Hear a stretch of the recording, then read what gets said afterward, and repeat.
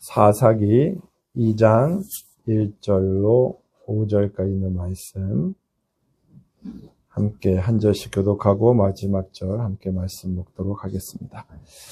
여호와의 사자가 길갈에서부터 보김으로 올라와 말하되 내가 너희를 애굽에서 올라오게 하여 내가 너희의 조상들에게 맹세한 땅으로 들어가게 하였으며 또 내가 이르기를 내가 너희와 함께 한 언약을 영원히 어기지 아니하리니 너희는 이 땅의 주민과 언약을 맺지 말며 그들의 조상들을 멀리하였거니 너희가 내 목소리를 듣지 아니하였으니 어찌하여 그리하였느냐. 그러므로 내가 또 말하기를 내가 그들을 너희 앞에서 쫓아내지 아니하리니 그들이 너희 옆구리에 가시가 될 것이며 그들의 신들이 너희에게 올무가 되리라 하였노라.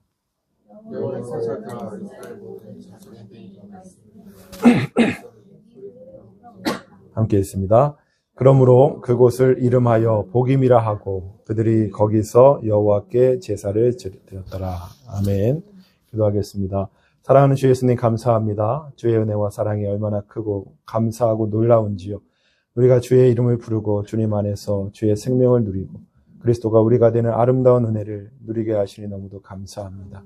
마음과 뜻을 다하여 예배하게 하시고 단순히 종교적으로 형식적으로 예배하는 자들이 아니라 우리의 생명이신 그리스도를 누리며 그리스도 앞에 감사와 영광과 찬양을 드러내는 신령과 진정의 예배가 되어질 수 있도록 함께하여 주시옵소서. 이 시간 우리는 그리스도가 필요하오니 그리스도 예수께서 우리의 생명이 되어주시고 우리의 양식이 되어주시고 우리의 전부가 되어주셔서 우리가 그리스도 예수의 충만으로 살아갈 수 있는 그런 은혜를 이 시간 입을 수 있도록 함께하여 주시옵소서. 오직 귀하신 이름 주님의 이름만 영광 받으실 것을 믿사옵고 예수님의 이름으로 기도합니다. 아멘. 할렐루야. 하나님 사랑이 우리와 함께 하시는 줄로 믿습니다. 예수 믿는 삶이라고 하는 것은 참 행복한 삶인 것이죠. 그리스도만 생각해도 늘 행복하고 기뻐하는 그런 복되고 아름다운 삶이 바로 예수 믿는 삶이다 라고 얘기할 수 있습니다. 그러나 우리가 어느 순간 나태해지면 그리스도 예수를 잊은 채 세상에 취해 살 때가 있습니다. 어떨 땐 사람에 취해 살고요. 어떨 땐 부모님에게 취해 살고 어떨 땐 자녀들에게 취해 삽니다. 어떤 이들은 연예인에게 취해 살기도 합니다. 늘 말씀드리는 그 사모님 아직도 김호중을 짝사랑하고 있대요. 그래서 자다가도 스트리밍인가 해야 된다고 지금도 안 쓰는 핸드폰 3-4개를 계속 돌리고 있답니다. 김호중의 그 총무를 맡고 있다고 그러더라고요. 사람을 누리면 그리스도를 잊어버릴 때가 있다는 것이죠. 어떤 사람은 운동에 마음을 빼앗기기도 하고요. 돈과 명예와 권세에 그 마음을 빼앗기기도 합니다. 이것이 참 우리를 기쁘게 하고 즐겁게 하는 것 같은데요. 근데 이것들이 시간이 지날수록 나를 찌르는 가시가 되고 나를 넘어뜨리는 올무가 된다라는 것을 느끼게 됩니다. 그렇게 되면 세상이 허무하죠. 답답하죠. 때론 미칠 것 같은 그런 상황에 마주하게도 됩니다. 이때 많은 사람들은 어떻게 합니까? 그것을 더 이겨보려고 더 자극적인 일, 더 많은 노력을 행함으로 자기가 누리고 있는 것을 더 많이 가지려고 애를 씁니다. 그러나 참된 그리스도인의 자세는 세상으로부터 허무함을 느낄 때 그리스도를 찾는 것, 그리스도의 음성에 귀 기울여야 하는 것이 참된 그리스도인의 자세인 줄로 믿습니다. 오늘 말씀해 보니까 2절에서 어찌하여 그리하였느냐라고 주님은 말씀하고 있는데 우리가 세상을 향해서 세상의 것에 기쁨을 누리고 살아갈 때 주님의 이 음성이 들려줄 수 있게 되기를 원합니다. 어찌하여 그리하고 있느냐. 이 여호와의 탄식에 귀 기울여서 주님을 찾고 주님을 따를 수 있는 주님의 사람들 되어지기를 원합니다. 그럼 무엇 때문에 예수님은 이 이스라엘 사람들을 향하여서 어찌하여 그리하였느냐라고 탄식하고 계시는지 오늘 말씀을 통해서 그것을 보려고 합니다. 첫 번째는 그들이 여호와의 음성을 듣지 않았기 때문에 그렇습니다. 2절 말씀에 보니까 너희는 이 땅의 주민과 언약을 맺지 말며 그들의 제단을 헐라하였거늘 너희가 내 목소리를 듣지 아니하였다. 이렇게 말씀하고 있죠. 여호와의 사자가 길갈에서 보김으로 올라왔습니다. 그리고 이 여호와의 사자는 바로 그리스도를 말하는 것인데 우리가 그리스도의 뜻을 따르지 않을 때 그리스도가 우리를 찾아와서 말씀하신다라는 것을 우리는 먼저 알 수 있습니다. 성경 말씀을 통해서 주님 우리에게 말씀하시기도 하고요. 이와 같은 예배 속에서의 설교를 통해서도 아니면 우리의 삶 속에서 만나는 지체들 그리고 환경 상황에서 우리에게 말씀하시는 그리스도를 우리는 알아야 된다는 것입니다. 그리스도의 찾아오심을 깨닫고 그 말씀하시는 음성을 들을 수 있는 주님의 사람들과 제가 되기를 원합니다. 여러분, 여호와의 사자인 그리스도는 이스라엘에게 행하신 일을 상기시켜주고 있는 것을 보게 됩니다. 먼저 1절에 보니까 내가 너희를 애굽에서 올라오게 하여 내가 너희의 조상들에게 맹세한 땅으로 들어가게 하였으니 애굽에서부터 꺼내 놓으시고 그들을 탈출시키시고 그리고 약속하신 땅으로 내가 너희를 들어가게 했다 하는 것을 말씀하고 있는 것이죠. 또 내가 이르기를 내가 너희와 함께 한 언약을 영원히 어기지 아니하리니 주님이 말씀하신 것은 그 언약은 영원히 어기지 아니하고 지키실 분이시라는 것을 또 말씀하고 있는 것을 보게 됩니다. 그리고 아까 읽었던 말씀처럼 이 땅의 주민과 언약을 맺지 말며 그들의 재단을 헐라라고 주님은 말씀하셨습니다. 우리는 여기서 하나님의 역사를 알 수 있습니다. 하나님의 역사의 주체는 하나님이신 거예요. 이 모든 일을 행하시는 분은 하나님이시라는 것을 말씀하십니다. 그리고 여호와는 어떤 것을 일하시냐? 바로 약속하신 바 언약을 맺으시고 일하시는 분임을 우리에게 알려줍니다. 세 번째는 우리에게 요구하시면서 하나님의 역사를 이루는데 말씀에 순종하는 삶이 되어지라고 하는 것이죠. 너희는 이 땅의 주민과 언약을 맺지 말며 그들의 재단을 헐라라고 주님은 말씀하십니다. 이 말씀에 순종해야 하는 하나님의 역사가 나타나게 되는 것입니다. 이미 언약은 우리에게 세워졌습니다. 다른 언약이 필요 없습니다. 그럼에도 불구하고 그들은 그 땅의 주민과 언약을 맺었고 그 하나님이 이미 승리하셨기 때문에 그 재단을 헐기만 하면 되는데 그들은 말씀에 신뢰하고 순종하지 아니하므로 하나님의 역사에 지금 동참하지 못하고 있는 것을 보게 되는 것입니다. 이미 그리스도 예수는 모든 것을 다 끝내셨습니다. 그리고 다만 우리에게 순종하라 말씀하고 계시는 겁니다. 문제는 무엇이냐? 너희가 내 목소리를 듣지 아니하였느니라. 우리가 여호와의 음성을, 여호와의 말씀을 듣지 않는다는 것이 문제라는 것입니다. 그때 주님은 이렇게 탄식하시는 겁니다. 어찌하여 그리하였느냐. 지금 여호와의 말씀에 순종하고 있지 못하다면 우리는 그리스도의 탄식에 귀 기울일 수 있는 주님의 사람들 되어져야 될 줄로 믿습니다. 어찌하여 그리하였느냐라고 말씀하시는 주님 앞에 그 탄식의 말씀 앞에 우리가 돌이켜서 그리스도의 말씀에 순종하기를 기뻐할 수 있는 그런 주님의 사람들 되어지시기를 예수님의 이름으로 축복합니다. 또한 두 번째, 이들에게 어찌하여 그리하였느냐라고 말씀하시는 이유는 그들이 5절 4절 말씀에 있습니다. 여호와의 사자가 이스라엘 모든 자손에게 이 말씀을 이르매 백성이 소리를 높여서 울었다라고 말하고 있습니다.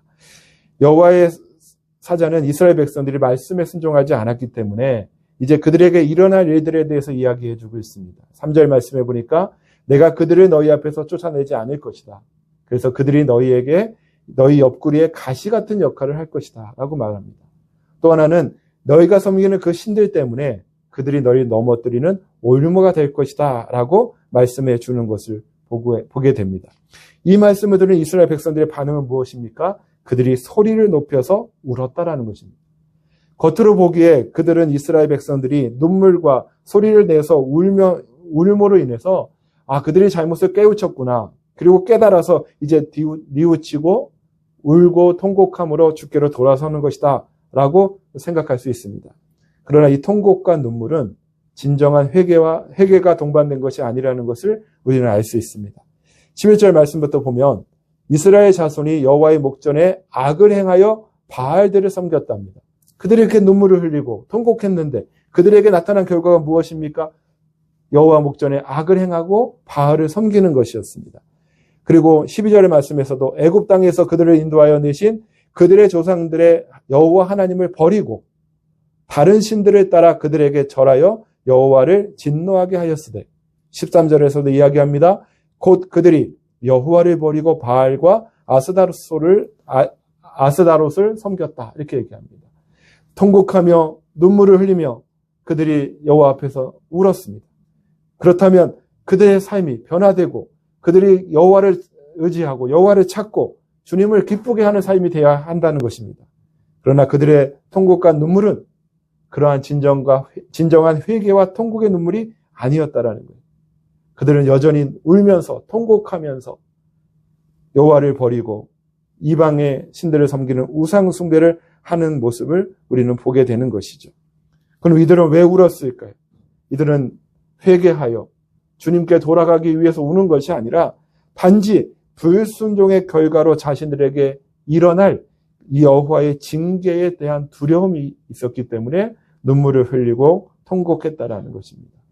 주님이 이렇게 친히 말씀해 주시면 돌이키고 회개해야 되는데, 주님이 우리에게 가시를 주시겠구나, 올무로 넘어뜨리게 하시겠구나 라고 하면서 우리가 힘들어지면 어떡하지 하면서 통곡하고 눈물 흘리는 자가 되었다라는 것이죠. 그때 주님은 이렇게 말씀하시는 겁니다. 어찌하여 그리하였느냐. 우리가 순종하지 못할 때 우리에게 주님이 말씀하신다면 그 말씀에 참된 회개와 자복함으로 주님께 눈물 흘리고 통곡할 수 있는 여러분과 제가 되기를 원합니다.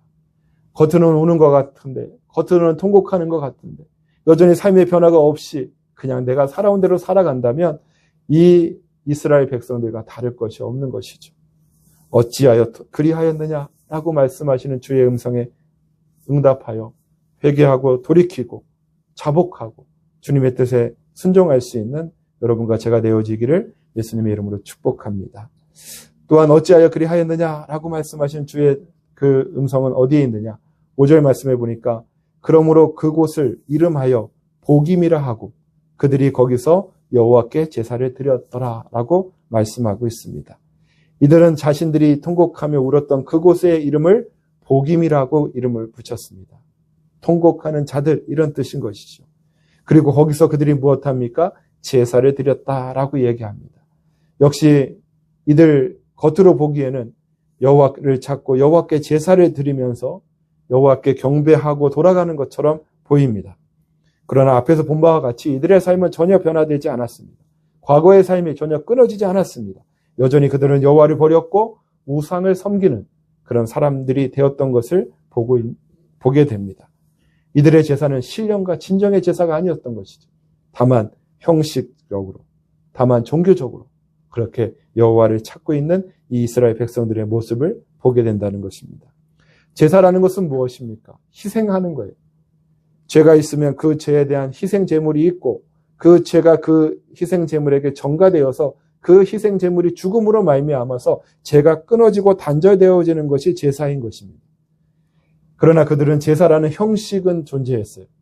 그리고 그런 어떤 모습은 있었어요. 그러나 그들에게 죄의 단절이 없었다라는 것을 보게 되는 것이죠.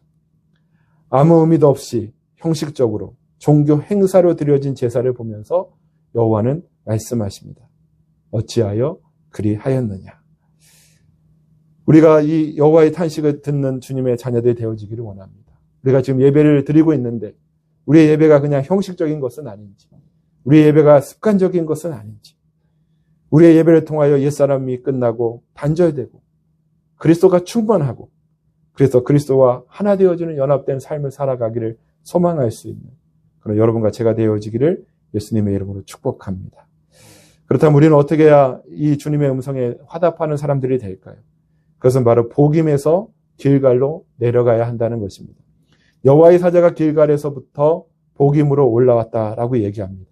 왜 여호와의 사자가 길갈에서부터 복임으로 올라왔을까요? 이 이스라엘 백성들이 그 길갈에서 복임으로 올라왔기 때문에 그런 것이죠. 이 복임, 통곡하는 자들로부터 이 길갈이라고 하는 자리로 내려가야 한다는 거예요. 이 길갈이라고 하는 말은 히브리어로 갈랄인데 여러 가지 뜻이 있지만 두 가지 대표적인 뜻이 있습니다. 대표적인 건 구르다는 거, 구르다. 구르는 것은 멈춤이 없는 채 계속 구르는 것을 말합니다. 그리스도가 우리 안에서 길갈로 존재하고 계셔야 됩니다. 그리스도는 멈추지 아니하시고 우리 안에 생명이 되셔서 계속해서 우리 안에 살아 역사하는 구름이 있어야 될 줄로 믿습니다. 구르는 돌에는 이끼가 끼지 않는다고 하지 않습니까? 우리 안에 그리스도의 역사가, 그리스도의 사역하심이 멈춰지게 되면 거기엔 죄가 있게 되는 것이고 그리스도는 멈추지 않지만 우리의 누림이 없는 거죠. 그렇게 되면 우리는 그리스도를 누리지 못하고 어찌하여 그리하였느냐라고 주님의 음성을 들을 수밖에 없다라는 거예요.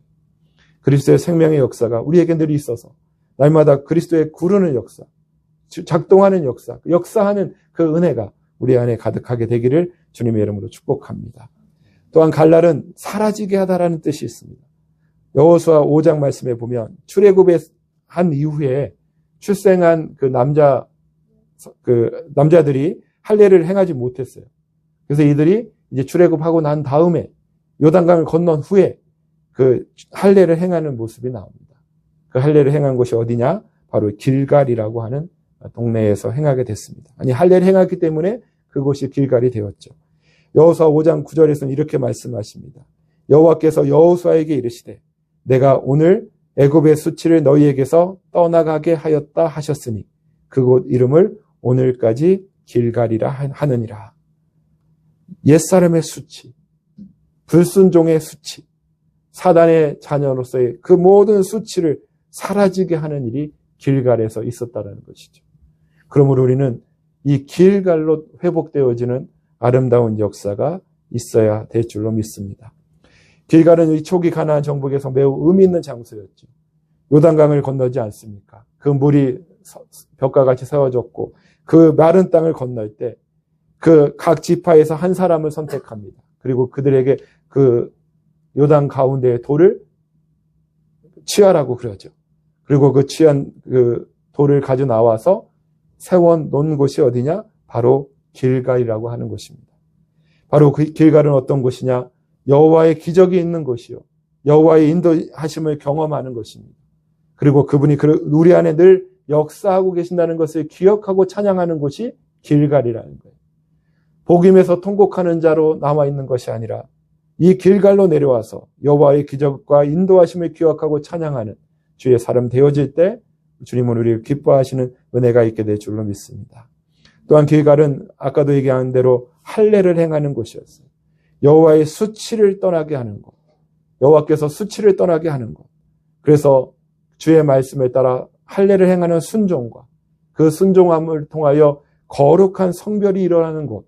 그곳이 바로 길갈이라는 것을 우리에게 가르쳐 줍니다. 우리가 애통하는 자로 그냥 복임에 남아있는 자가 아니라 길갈로 내려가서 주님의 말씀에 순종할 수 있는 주의 사람들 되어지기를 원합니다. 그 순종함이 우리를 그리스도께로 성별하고 늘 그리스도 안에 거하게 하는 아름다운 역사를 체험하게 되어진 아름다운 은혜가 우리 가운데 있게 되어지는 줄로 믿습니다. 또한 길갈에서는 승리의 일들이 일어나죠. 이 길갈에서 진을 쳤을 때 여리고와 아이성을 무너뜨리는 역사가 일어나게 되었습니다. 겉으로 이 큰 여리고를 무너뜨렸고 아이성을 무너뜨린 것은 내적인 그런 정화가 일어났을 때 무너진 거잖아요. 그것이 일어난 것이 길갈이라는 거예요. 이 길갈에서 우리는 여호와의 승리를 체험하고 살아가는 주님의 사람들 다 되어져야 될 줄로 믿습니다. 그리스도께서 머물러 하신 곳에 머무는 것이 중요한 것입니다. 복임과 같이 너무 올라가기만 하면 안 돼요. 우리가 높은 곳에 올라가지만 그 높은 곳에 올라갔을 때 우리는 세상의 높음을 취하였을 때 우리에게 얻어지는 결과가 무엇이라 말합니까? 통곡하는 자들이 되고 만다라는 거예요. 세상에서 높아지려고 애쓰지 마십시오. 세상에서 높아지면 통곡하는 자가 되고 마는 것입니다. 그렇다고 해서 애국과 같이 너무 내려가서도 안 됩니다. 세상의 것이 좋아 보여요. 그러나 주님은 그것을 수치라고 명명하고 계시는 것을 보게 됩니다. 세상의 것을 얻어서 행복하고 기뻐할 것 같지만 주님은 세상의 것을 얻는 것을 수치라고 말씀하신다는 거예요. 그럼 우리는 세상에 짝한 사람들이 아니라 그 수치스러운 삶을 사는 사람들이 아니라 그리스도를 얻음으로 영화로운 주님의 자녀들이 되어야 될 줄로 믿습니다. 우리는 그리스도의 살아있는 역사를 체험하는 늘 생명의 역사가 있는 이 길갈에 머물기를 기뻐할 수 있는 주님의 사람들 되어주시기를 예수님의 이름으로 축복합니다.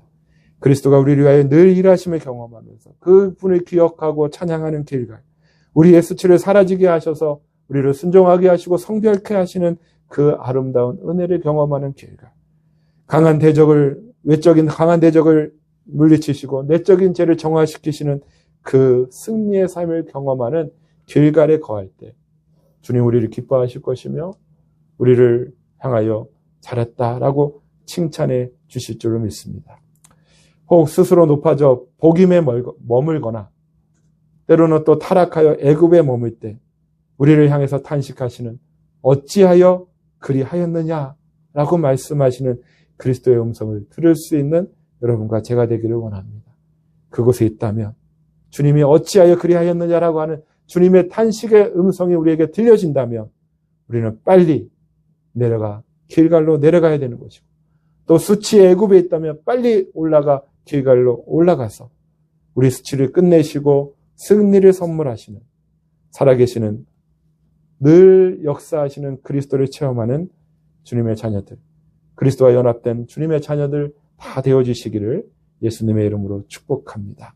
오늘 이 어찌하여 그리하였느냐라고 하는 이 음성이 주님이 우리에게 주신 나에게 준 음성이라고 들려진다면 우리는 빨리 이 말씀에 순종하여 길갈로 가고 그래서 그리스도의 영광을 드러낼 수 있는 축복되고 아름다운 자녀들이 다 되어지시기를 예수님의 이름으로 축복합니다. 기도하겠습니다. 사랑하는 주 예수님 감사합니다. 우리를 사랑하시고 우리를 축복하시는 주님 너무도 감사합니다. 주님 우리가 그리스도와 더불어 늘 기쁨과 즐거움으로 살아가야 되지만 우리가 세상에 취하여 사람에 취하여 그리스도를 잊을 때가 얼마나 많이 있는지요. 높아지고 때로는 너무도 타락하여 그리스도를 누리지 못하고 살아갈 때 우리에게 말씀하시는 그리스도의 음성을 듣게 하여 주시옵소서. 어찌하여 그리하였느냐? 어찌하여 그리하였느냐? 어찌하여 그리하였느냐?